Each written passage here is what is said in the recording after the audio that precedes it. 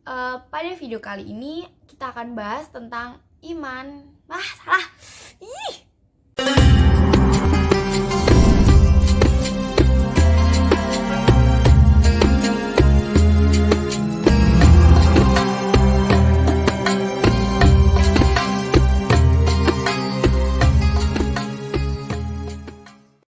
Bismillahirrahmanirrahim. Assalamualaikum warahmatullahi wabarakatuh.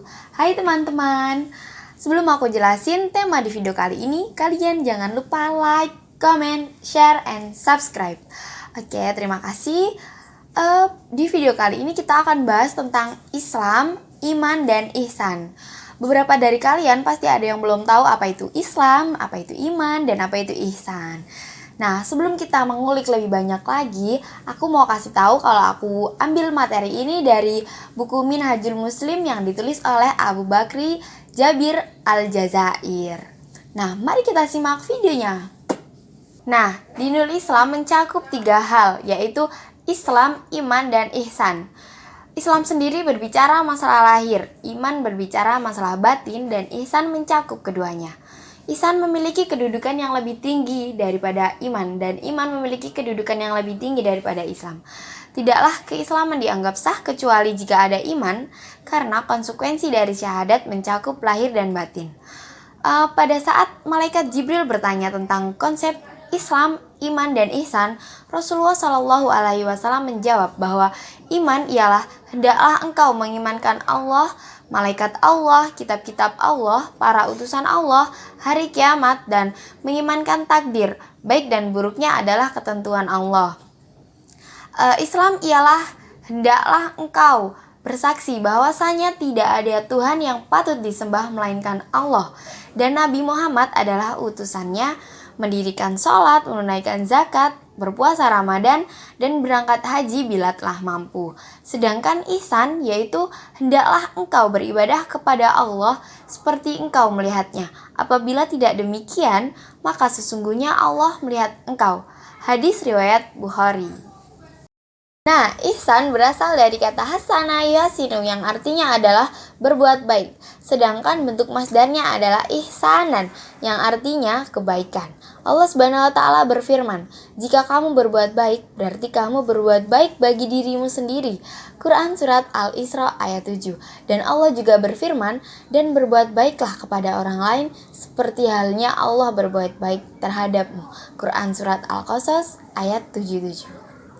Ibnu Katsir menafsirkan ayat tersebut dengan mengatakan bahwa kebaikan yang dimaksud dalam ayat tersebut adalah kebaikan kepada seluruh makhluk Allah Subhanahu wa taala. Ihsan adalah puncak ibadah dan akhlak yang senantiasa menjadi target seluruh hamba Allah Subhanahu wa taala. Sebab ihsan menjadikan kita sosok yang mendapatkan kemuliaan darinya. Sebaliknya, seorang hamba yang tidak mampu mencapai target ini akan kehilangan kesempatan yang sangat mahal untuk menduduki posisi terhormat di mata Allah Subhanahu wa taala. Rasulullah Shallallahu alaihi wasallam pun sangat menaruh perhatian akan hal ini, sehingga seluruh ajaran-ajarannya mengarah kepada satu hal, yaitu mencapai ibadah yang sempurna dan akhlak yang mulia. Oleh karenanya, seorang muslim hendaknya tidak memandang ihsan itu hanya sebatas akhlak yang utama saja, melainkan harus dipandang sebagai bagian dari akidah dan bagian terbesar dari keislamannya. Karena Islam dibangun atas 3 landasan utama. Apa itu? Yaitu Islam, iman, dan ihsan. Seperti yang telah diterangkan oleh Rasulullah Shallallahu Alaihi Wasallam dalam hadisnya yang sahih. Hadis ini menceritakan saat Rasulullah Shallallahu Alaihi Wasallam menjawab pertanyaan malaikat Jibril yang menyamar sebagai seorang manusia mengenai Islam, iman, dan ihsan. Setelah Jibril pergi, Rasulullah Shallallahu Alaihi Wasallam bersabda kepada para sahabatnya, "Inilah Jibril yang datang mengajarkan kepada kalian urusan agama kalian." Beliau menyebut ketiga hal di atas sebagai agama. Dan bahkan Allah Subhanahu wa taala memerintahkan untuk berbuat ihsan pada banyak tempat dalam Al-Qur'an. Mengabdi kepada Allah seakan-akan engkau melihat Dia. Kalau engkau tidak dapat melihatnya, yakinlah Dia pasti melihatmu. Hadis riwayat Muslim. Terjemahan hadis tersebut merupakan potongan terjemahan hadis tentang Islam, iman, dan ihsan, dan tanda-tanda datangnya hari kiamat yang diriwayatkan oleh Imam Muslim. Lengkapnya terjemahan hadis tersebut adalah sebagai berikut. Dari Umar radhiyallahu an, beliau berkata, pada suatu hari ketika kami duduk di dekat Rasul, tiba-tiba muncul seorang laki-laki yang berpakaian sangat putih dan rambutnya sangat hitam. Pada dirinya tidak tampak bekas dari perjalanan jauh dan tidak ada seorang pun di antara kami yang mengenalnya.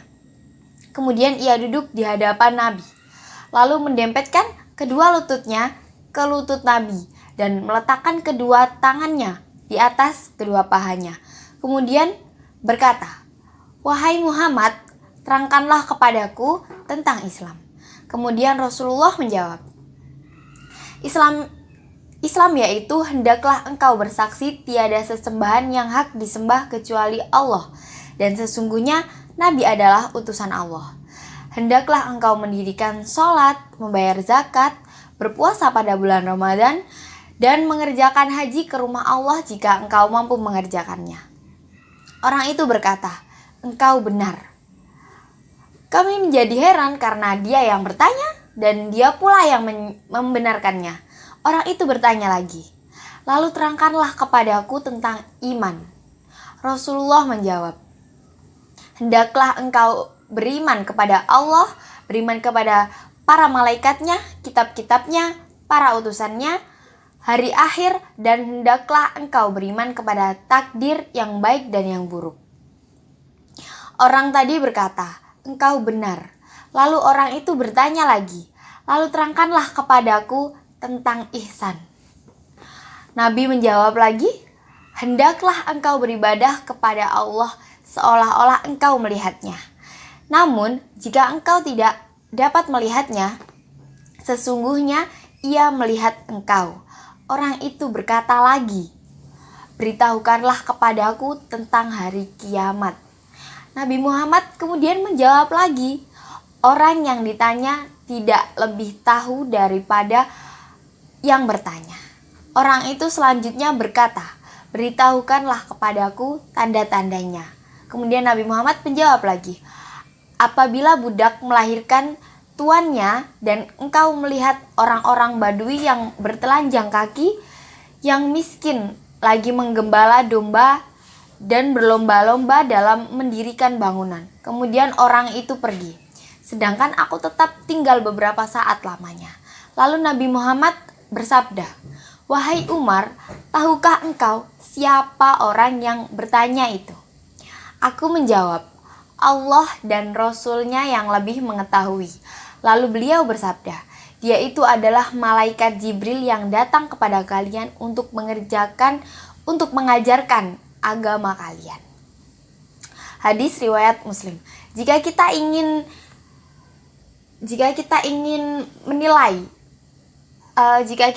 melihat nilai ihsan pada diri seseorang yang diperoleh dari hasil ibadahnya, maka kita akan menemukannya dalam muamalah kehidupannya. Bagaimana ia bermuamalah dengan sesama manusia, lingkungan, pekerjaannya, keluarganya, dan bahkan terhadap dirinya sendiri. Kesimpulannya, ihsan adalah puncak prestasi dalam ibadah, muamalah, dan akhlak. Oleh karena itu, semua orang yang menyadari akan hal ini tentu akan berusaha dengan seluruh potensi diri yang dimilikinya agar sampai pada tingkat tersebut. Siapapun kita, apapun profesi kita, dan di mata Allah kita tidak ada yang lebih mulia dari yang lain, kecuali mereka yang telah naik ke tingkat ihsan dalam seluruh sisi dan nilai hidupnya. Penjelasan dari saya. Apabila ada salah kata, saya mohon maaf dengan sebesar-besarnya. Billahi taufiq wal hidayah waridha wal inayah. Wassalamualaikum warahmatullahi wabarakatuh. See you in the next video. Bye bye.